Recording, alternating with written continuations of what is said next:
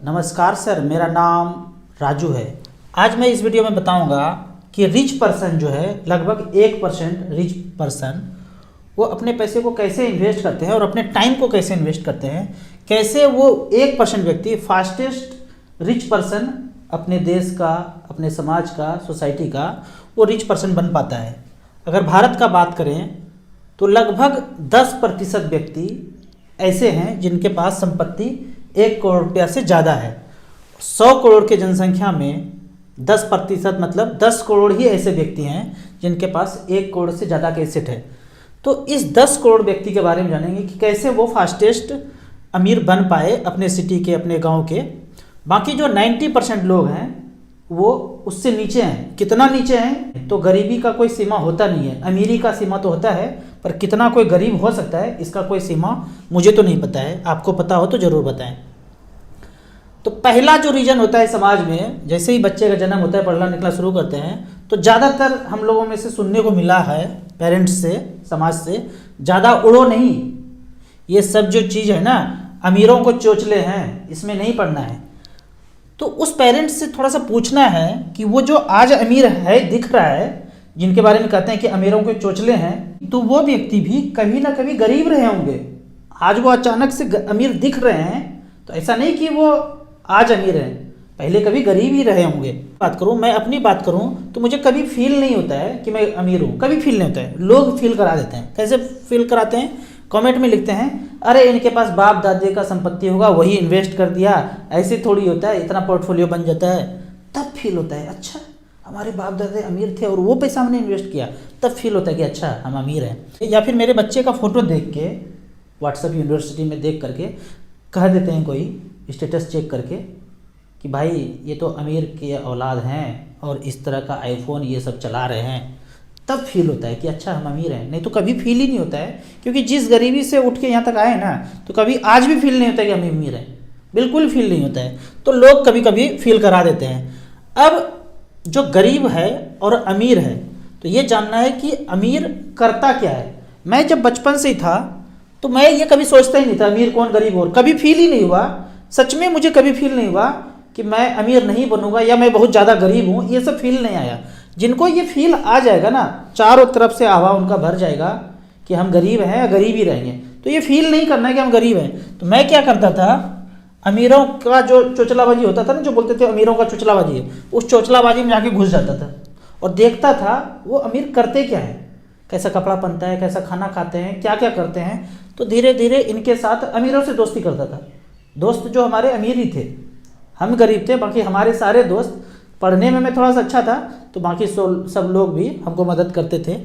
तो इनके साथ घुस के रहता था, अमीरों के कपड़े पहन लेता, दोस्त का कोई कपड़ा है अच्छा लगता था उनसे मांग के पहन लेता था और फील करता था कि अमीर जैसा।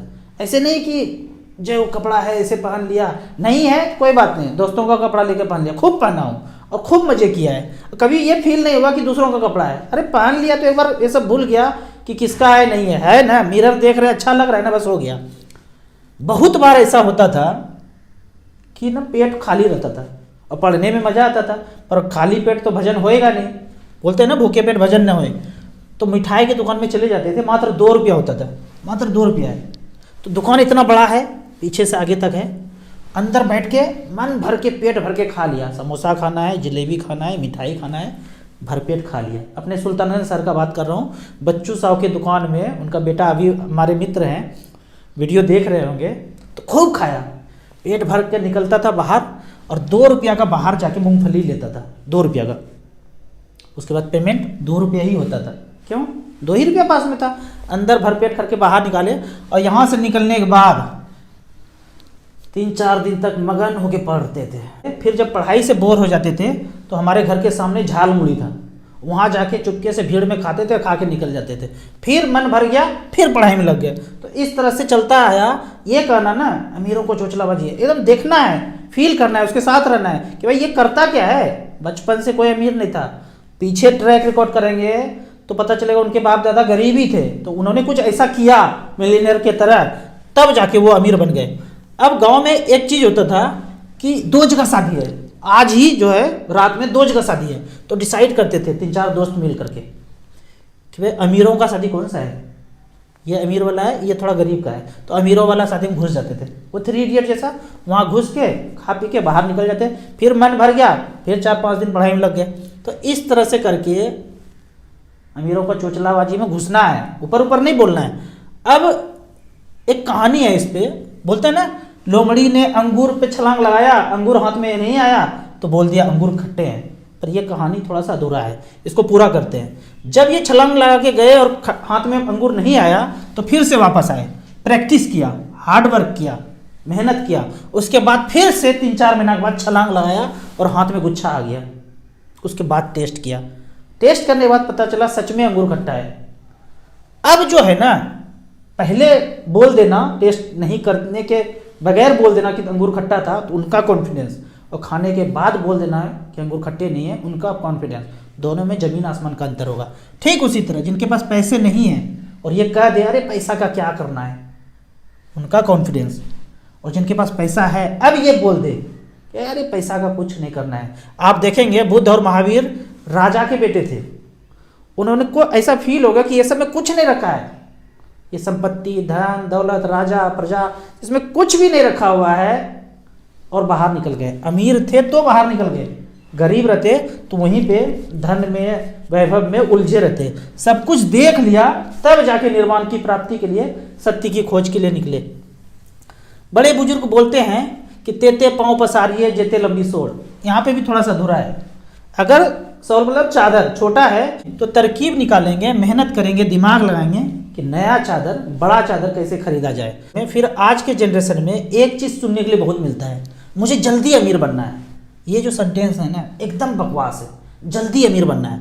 आप धन की देवी का नियम सुनेंगे ना, धन की देवी लक्ष्मी माता, उनका नियम सुनेंगे तो धन एक ऐसा चीज़ है ना, इनकी देवी ऐसा चीज़ है कि जो इनके तरफ नहीं देखते हैं, इनसे दूर रहते हैं, उन्हीं के पीछे ये जाते हैं। ठीक उसी तरह कोई लड़की को आप जिसके पीछे जा रहे हैं तो आपको इग्नोर करेंगे, उनको इग्नोर करना छोड़ दीजिए तो पता चलता है वो आपके पीछे भाग रहे हैं। उसी तरह से धन के तरफ नहीं जाना है, उनके बारे में सोचना भी नहीं है, बस मेहनत करते जाना है, धन आपके पीछे आते रहेंगे, आते रहेंगे। तो ये कहना कि बहुत जल्दी अमीर बनना है, ऐसा अगर सोचेंगे तो शायद नहीं बन पाएंगे, नहीं सोचेंगे तो शायद बन पाएंगे। अब जो करोड़पति लोग करते क्या है, इसके बारे में मैं किसी किताब में पढ़ा था, पाइपलाइन बनाना है। वो पाइपलाइन क्या है, एक कहानी है, 2 भाई थे और गांव में उनके काफ़ी सारे दोस्त थे। गांव में एक नदी था, ऐसे करके सब लोग गांव के जो है पानी भरने के लिए वहाँ जाते थे, बकेट से जाते थे, पानी खत्म हुआ फिर से जाते थे। तो एक दिन में 3-4 बार चले जाते थे, रोज़ जाना ही पड़ता था, पानी भर के लाना पड़ता था। तो दोनों भाई को एक आइडिया आया कि इतना मेहनत और सब लोग मेहनत कर रहे हैं, तो इस मेहनत से छुटकारा पाना है, ये बहुत हार्ड वर्क है, थोड़ा सा कुछ स्मार्ट वर्क करते हैं। ऐसा करते हैं, नदी में गड्ढा खोद करके एक पाइप लगा देते हैं और पाइप से यहाँ पे नल लगा देंगे गांव में और यहाँ से पानी भरेंगे। ये आइडिया आया, बाकी दोस्तों को बोला, बाकी दोस्तों से जब बात किया अपने आइडिया के बारे में तो सबका यही कहना था बहुत टाइम लगेगा, मेहनत बहुत ज़्यादा होगा, कौन दिमाग लगाए इतना, छोड़ो ये सब, पैसे कहाँ से आएंगे जब हम ये काम करते रहेंगे, जब तुम ये काम करते रहोगे 2 महीना, 4 महीना, 6 महीना लगेगा, तब तो तुम पैसा भी नहीं कमा पाओगे। अभी तो जाते हो, एक बकेट पानी लाते हो, गांव में किसी को दे देते हो तो 1 रुपया मिल जाता है, तो ऐसा 10 बार करते हो तो 10 रुपया मिल जाता है। जब इसी काम में उलझ जाएंगे तो फिर तो वो पैसा जो 10 रुपया आता है वो भी नहीं आएगा। लेकिन वो दोनों भाई अपने आइडिया पे अडिग रहे और धीरे धीरे करते करते करते करते उन्होंने एक पाइपलाइन बना दिया और अब नल लगा के सारे गांव के लोग यहाँ से पानी भरते हैं। और ऐसा करने में सारे गांव के लोग उनको 1-1 रुपया देते हैं और धीरे धीरे धीरे करके वो अमीर बन गए। अभी मैं रिसेंटली जीरकपुर चंडीगढ़ में रह रहा हूँ, यहाँ एक उदाहरण देता हूँ। एक ठेले पे समोसा का दुकान है, बेहतरीन समोसा, ज़बरदस्त टेस्ट। अब यहाँ पे सोसाइटी है, 800 फ्लैट का, 1000 फ्लैट का, 1500 फ्लैट का, आसपास 3-4 सोसाइटी है। अगर ये व्यक्ति किसी तरह से दिमाग लगा के इनके पास समोसा पहुँचा दे तो सच बोल रहा हूँ ये 5 साल में करोड़पति बन जाएंगे, इतना बेहतरीन समोसा बनाते हैं। आसपास में बहुत दुकान है, शोरूम जैसा दुकान मिठाई का, करोड़ों करोड़ रुपया का प्रॉपर्टी है, लेकिन समोसा ऐसा बनाते हैं ना कि मैं तो कितनी बार खाया हूँ और आधा फेंक दिया हूँ। पर इनका खाते खाते मन ही नहीं भरता है, इतना बेहतरीन समोसा ये बनाते हैं। तो इनको एक आइडिया लगाना है। अगर मैं म्यूचुअल फंड का काम छोड़ दूँ ना, सच में मुझे मन करता है कि इनका समोसा कैसे बनाते हैं, इनको रख करके सारे सोसाइटी में घूम घूम के भिजवा दूँ समोसा। तो इस तरह से ये पाइपलाइन का जुगाड़ होता है कि अपने काम को कैसे डाइवर्सिफाइड कर दें। एक और उदाहरण लेता हूँ। मैं अम्बाला में था 2-3 साल पहले, तो एक बंदा को मैं देखा था काफ़ी स्मार्ट, वही 2 भाई जैसा, गाँव में जैसा भाई था कि पाइपलाइन बनाने का आइडिया था उसमें। एक नारियल का दुकान था उनके पास, 50-60 रुपये में नारियल बिकता है, काट काट के छिल छिल के देते थे, 2 बंदा रखते थे। एक जगह कॉर्नर पे जब सक्सेस हुआ, दूसरा कॉर्नर पे दूसरा कोकोनट वाटर, 1 साल के अंदर मैं देखा उसका 15 जगह दुकान हो गया। एक ही काम में आइडिया है, उन्हीं के बारे में सब कुछ जानते हैं, सारा दाव पेच, 15 जगह दुकान खोल दिया। इस व्यक्ति को 10 साल में करोड़पति बनने से कोई नहीं रोक सकता है। अब बात करते हैं समाज में दिवालिया कौन होता है। बहुत करोड़पति थे, करोड़पति बन के वहाँ पे टिक जाना ये भी बहुत बड़ा बात है। अमीर व्यक्ति वहाँ पर होल्ड नहीं कर पाते हैं और समाज में देखेंगे दिवालिया कर गए। बोलते हैं ना 20 साल पहले तो ये बहुत ज़्यादा अमीर थे, तूती बोलता था, आज गरीब हो गए, दिवालिया कर गए। होता क्या है, एक मिठाई का दुकान है, करोड़ों कमा रहे हैं, बगल में एक कपड़े का दुकान है, ये भी करोड़ों कमा रहे हैं। सारे गांव शहर के लोग इनके पास मिठाई लाने, इनके पास कपड़ा लेने, बेहतरीन दुकान। अब एक दिन हुआ क्या, इस कपड़े वाले ने 1 करोड़ का प्लॉट रजिस्ट्री करा दिया। जैसे ये सुना खबर, मिठाई वाले ने कहा अपने बेटे को, ओ सोनू सुन सुनै छिए कि ये 1 करोड़ के प्लॉट रजिस्ट्री कराए दल के। हाँ सुने तो हम भी हैं। तो एक काम कर बेटा, इसके बगल में 100 गज का प्लॉट बुक कर दिया, और हम भी कपड़ा का दुकान खोल देते हैं। इतना क्या कपड़े की दुकान में जो है इनकम है कि 1 करोड़ का प्लॉट बुक कर लिया, इसने भी खोल दिया। अब जो है ये बंदा मिठाई की दुकान में ना बैठ के कपड़े की दुकान में बैठ रहा है। 3 साल के बाद ऐसा नौबत आया कि अब मिठाई की दुकान पे ग्राहक नहीं आते हैं और कपड़ा की दुकान में भी मक्खी मार रहे हैं। चांदी किनका हो गया, लेबर का। मिठाई की दुकान में जितना लेबर था ना वो सब अमीर बन गया। बोलते हैं ना कहावत है, जाएगा 100 का रहेगा महाजन का, मालिक है ही नहीं, धड़ल्ले से सब अमीर बन गया।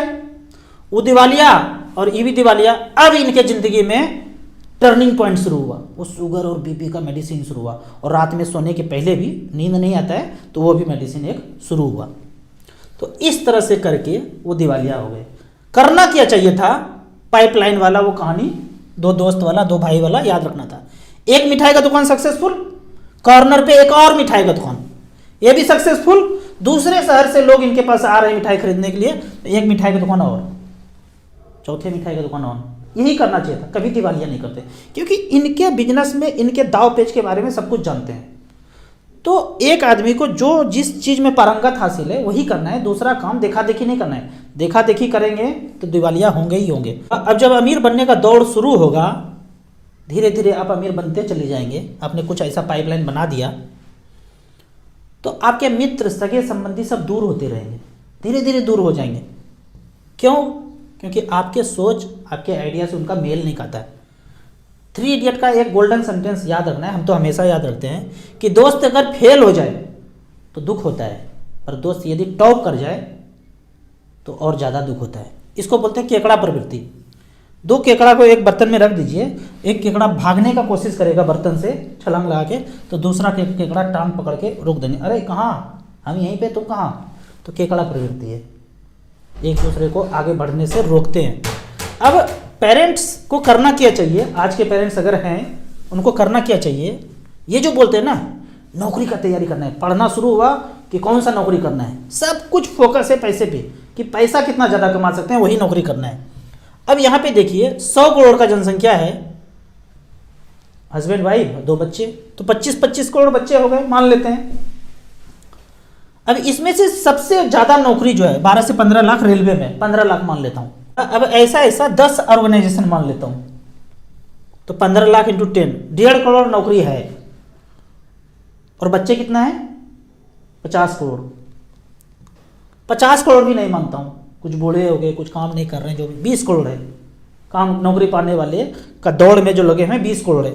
20 करोड़ में से 1.5 करोड़ जो है नौकरी लगना है, इतना ही वैकेंसी है। तो 18.5 करोड़ जो बच्चे हैं वो कहाँ जाएंगे, तो प्रोबेबिलिटी देखेंगे ना तो 10 में से 1 मान लेता हूँ, हालांकि इतना नहीं है लेकिन मान लेता हूँ 10 में से 1 का नौकरी लगता है, 9 का नहीं लगता है। तो आप अभी सोच के बताइए जिस गांव में, जिस शहर में, जिस परिवार में है, किसका हो नौकरी और किसका ना हो। कंपटीशन किससे है? अपने मित्र से, अपने दोस्त से, अपने भाई से।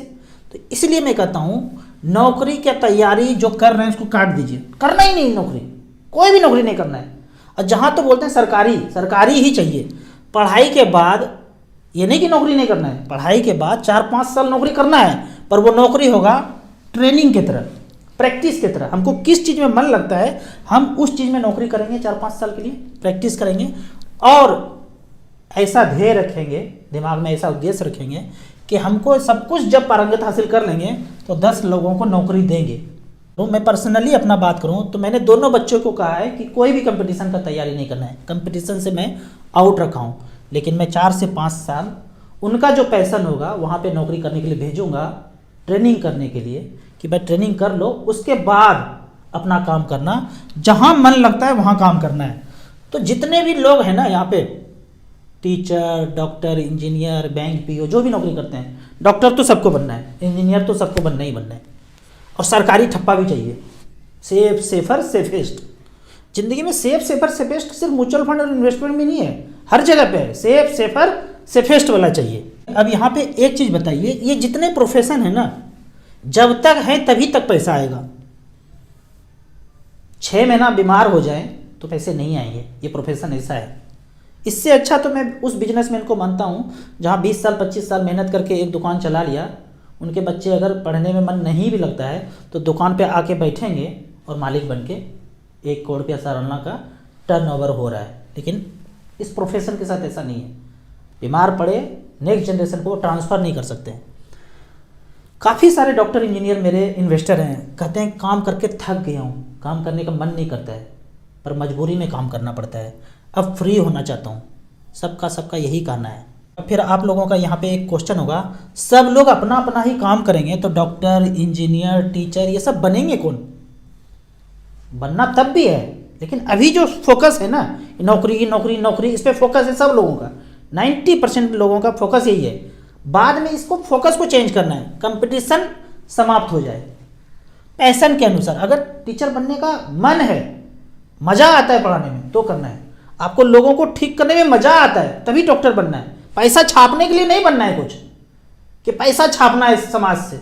तो पैसा छापते छापते एक दिन थक जाएंगे, उसके बाद ऊपर जाएंगे ना। मज़ेदार कहानी है, आगे बताता हूँ। तो बनना तो सब कुछ है, लेकिन पैशन के अनुसार बनना है। अब ये जो मुट्ठी बंद करके रहते हैं ना कि सब जल्दी से जल्दी पैसा कमा लो, जल्दी से जल्दी पैसा कमा लो, सब कुछ हमारा हो जाए, तो जितनी जोर से मुट्ठी बांधेंगे ना, पहले भी बताया हूँ कि मुट्ठी उतनी जल्दी खुल जाएगा, शक्ति पूरा छीन हो जाएगा और जल्दी खुलेगा। और जब एक दिन छोड़ के जाएंगे ना धरती, तो कहते हैं कि जब ऊपर जाते हैं ना तो सारा काम, अच्छा काम, खराब काम नज़रों के सामने एक साथ आ जाता है। जैसे मोबाइल में गैलरी देखते हैं ना, फोटो 10 साल पहले वाला भी फोटो दिख रहा है, 20 साल पहले वाला भी दिख रहा है, सब एक स्क्रीन पे दिख रहा है ऐसे करके। जब ऊपर जाते हैं ना, कहते हैं टाइम जीरो हो जाता है, टाइम जीरो। अब जितने पीछे काम किए हैं सब एक साथ नज़र में आ जाता है। अगर खराब काम ज़्यादा हो गया और अच्छा काम कम है तो मुक्ति नहीं मिलने वाला है। और अच्छा काम अगर ज़्यादा है, इमेज आंखों के सामने मरते समय अच्छा वाला इमेज बन गया कि अच्छा काम किए, मुट्ठी खोल खोल के हर जगह बिखेरे हैं, तो मुक्ति होगा ही होगा।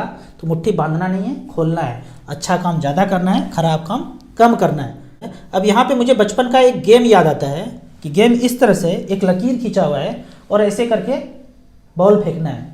बॉल इस तरह से फेंकना है कि इसके ऊपर बाहर चला गया तो आउट हो गया, और इसके अंदर कहाँ पे आना है वो लिमिट तय करना है कि कितना, जिंदगी में कितना पैसा, वो लिमिट तय करना है। 1 करोड़, 2 करोड़, 5 करोड़, कितना, वो रेखा के अंदर है तो लिमिट तय है, रेखा के बाहर नहीं जाना है, बाहर गए तो आउट हो गए। तो जीवन यापन करने के लिए जितना पैसा है, जितना पैसा चाहिए, उतने तक लिमिट कर लेना है। उसके बाद शांत हो जाना है, स्थिर हो जाना है, वो भाग दौड़ में नहीं लगना है। अब यहाँ पे कोई भी प्रोफेशन हो या कोई भी बिजनेस हो, उस बिजनेस से पैसे जनरेट करते हैं। काम करने के बाद जो खर्च करते हैं, खर्च करने के बाद जो सरप्लस पैसा बचा, उसको आपको इक्विटी म्यूचुअल फंड में इन्वेस्ट करना है। फास्टेस्ट अगर तरीका देखा जाए तो आपने एक तो पाइपलाइन बना लिया या नहीं बनाया, जो भी जॉब कर रहे हैं वहाँ से पैसे बचने के बाद, जो भी पैसे बचते हैं खर्च करने के बाद, उसको आप इक्विटी म्यूचुअल फंड। अब कहेंगे कि इक्विटी क्या होता है, म्यूचुअल फंड क्या होता है। मान लीजिए वो जो कपड़े का दुकान था, एक का तो खुद चल रहा था और दूसरा बंदा दिवालिया कर गया, तो कपड़ा कहीं से तो आ रहा होगा ना, कोई ना कोई फैक्ट्री से आ रहा होगा, कंपनी से आ रहा होगा। मान लीजिए उस कंपनी ने जब शुरू किया था उसको 1000 करोड़ रुपया चाहिए था, 1000 करोड़ इनके पास है नहीं, तो मार्केट से लोगों से पैसा लिया कि भाई पैसा दे दो, कोई 1 लाख, कोई 2 लाख, कोई 10,000, कोई 20,000, कोई 500, कोई 1000, ऐसे करके 1000 करोड़ इनके पास आ गया। इसी को बोलते हैं बॉम्बे स्टॉक एक्सचेंज। वहाँ पे अपना आइडिया लेके जाइए, 10 साल 15 साल का आपके पास एक्सपीरियंस है, आपने एक आइडिया लगाया है और इस तरह से आपको पैसा चाहिए समाज से, देश से, 100 करोड़ चाहिए, 200 करोड़ चाहिए, 1000 करोड़ चाहिए, तो वो शेयर मार्केट आपको इवेल्युएट करके, आपके आइडिया को देख के फंड रेज करके आपको दे सकते हैं आपका बिजनेस चलाने के लिए। इसी को मार्केट बोलते हैं। कोई भी मिठाई का दुकान था, 10 जगह खोलना है, पैसे चाहिए, पर पैसा हम अपना नहीं लगाएंगे, लोगों का लगाएंगे। लोगों से पैसा लिया, लगाया। अब जब लोगों से पैसा लगाया, मिठाई का दुकान ज़्यादा चलने लगा, तो सबको बांटना भी पड़ेगा। शेयर मतलब क्या, हिस्सेदारी, तो वो बांटना पड़ेगा। इसी को बोलते हैं मार्केट। अब यहाँ पे एक लाइव उदाहरण लेते हैं कि 10 लाख रुपया बैलेंस फंड के कैटेगरी में पिछले 12 साल का बात करते हैं, 10 लाख रुपया एक बार रखा और 6,000 रुपया पर मंथ लिया, तो पहला फंड आता है ICC potential equity and debt, 2011 से लेकर 2023 तक, पिछले 12 साल का बात है। 10 लाख रखा और 6,000 रुपया लेना शुरू किया, 8,64,000 ले लिया, बैलेंस बच रहा है 29,76,000। जो खाया और जो बैलेंस बचा दोनों को जोड़ेंगे तो 38,40,000, मतलब 10 लाख का वैल्यू 38,40,000 हुआ। 6,000 रुपया वापस लिए, बाद में बैलेंस 29,76,000 बचा। 14.7% का यहाँ पे रिटर्न है।